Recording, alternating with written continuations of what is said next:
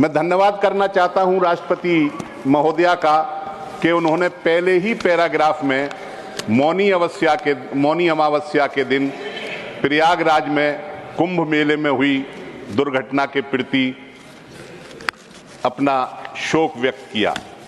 लेकिन इस काम को करने में सरकार को और खास तौर से उत्तर प्रदेश की सरकार को काफी घंटे लग गए थे और आज तक उत्तर प्रदेश की सरकार उस दुर्घटना में मरने वालों की, हताहत होने वालों की सही संख्या नहीं बता पाई है। मैं चाहूंगा कि इस शर्मनाक स्थिति से निकलने के लिए सरकार को कुंभ के अंदर जो स्थिति उत्पन्न हुई है उसकी जिम्मेदारी लेनी चाहिए। जिन परिवारों का जानी नुकसान हुआ है या जो लोग घायल हुए हैं उनकी मदद करनी चाहिए और जो मृतक हैं उनकी सही संख्या बतानी चाहिए।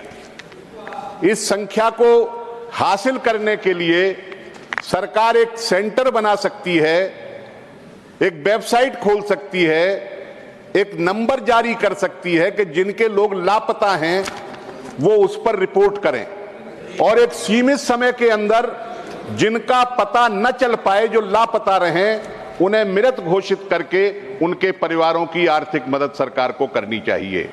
और मैं ये चाहता हूं कि ये काम उत्तर प्रदेश की सरकार के भरोसे नहीं छोड़ना चाहिए, केंद्र सरकार के भरोसे भी नहीं छोड़ना चाहिए, क्योंकि ये दोनों सरकारें उस स्थिति को बयान करने की स्थिति में नहीं हैं, बल्कि इनकी मंशा भी खराब है, ये छुपाना चाहते हैं। इसलिए ये काम भारत की सेना को देना चाहिए, जिस पर कोई उंगली नहीं उठा सकता है। सेना के हवाले इस काम को करना चाहिए।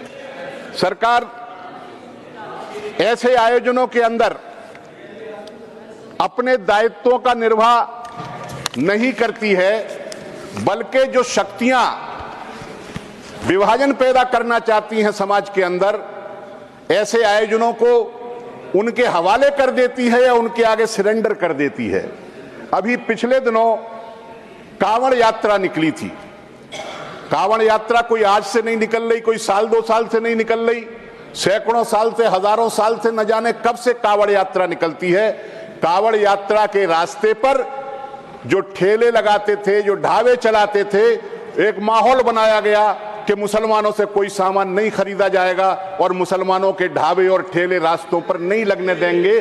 फलों की दुकानों पर, होटलों पर अपनी पहचान बताओ, आप कौन हो। अगर आप एक धर्म के हो तो हम आपसे खरीदेंगे, अगर आप हिंदू हो तो हम आपसे नहीं खरीदेंगे।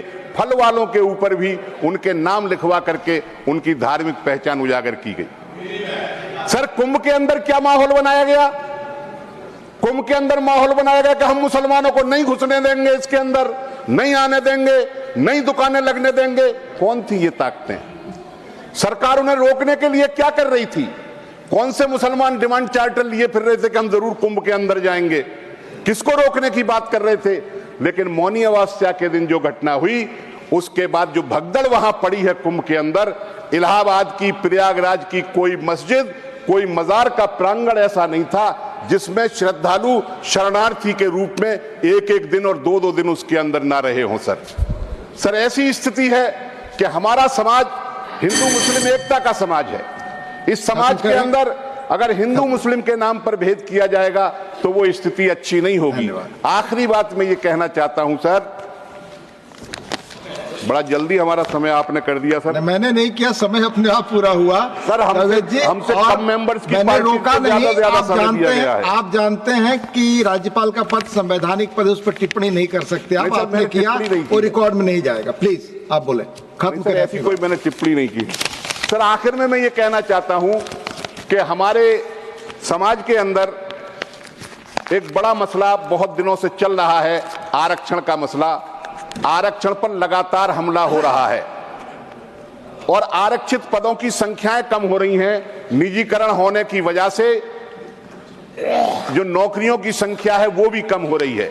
हम ये चाहते हैं कि पिछड़े वर्गों की जो प्रतिनिधित्व है सरकारी नौकरियों में वो आबादी के अनुपात में दिया जाए। धन्यवाद। इस संबंध में सर मैंने एक निजी विधेयक भी पेश किया था, धन्यवाद। लेकिन सरकार ने उस विधेयक को भी बुलडोज कर दिया और उसे कार्यसूची से हटा दिया।